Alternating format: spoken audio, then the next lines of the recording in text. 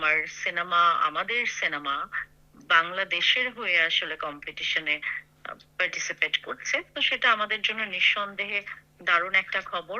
আমার জন্য তো বটেই, আমি বলবো যে আমাদের ইন্ডাস্ট্রির সকলের জন্যই এটা দারুণ খবর। যখনই যেকোনো সিনেমাই আসলে দেশের বাইরে ফিল্ম ফেস্টিভ্যালে কম্পিটিশনে অংশগ্রহণ করে বা কম্পিটিশনে জায়গা করে নেয়, সেটা তো অবশ্যই বাংলাদেশী হিসাবে এবং বাংলাদেশের সিনেমা ইন্ডাস্ট্রির, আমাদের সংস্কৃতির একজন মেম্বার হিসেবে আমার জন্য ভীষণ আনন্দের। আমার চরিত্র তো আসলে খুবই অবভিয়াস, আপনারা বুঝতেই পারছেন দেখে পোস্টার।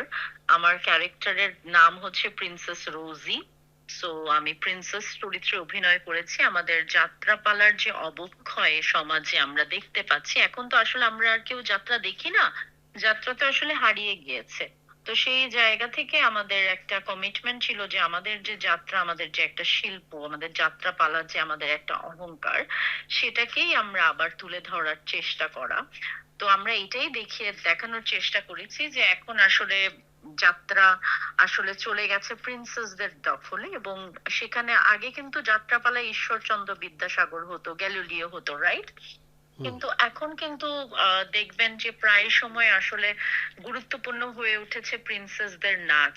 তো সেটাই আমরা দেখানোর চেষ্টা করেছি এবং সেই প্রিন্সেস চরিত্রেই আমি অভিনয় করেছি।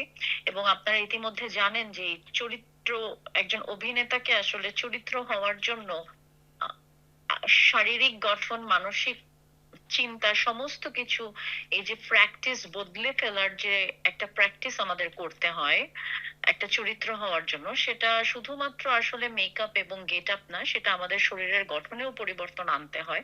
তো প্রিন্সেস রোজির জন্য আপনারা জানেন যে আমি 10 কেজি ওজন বাড়িয়েছিলাম শুধুমাত্র এই ক্যারেক্টারটা করার জন্য।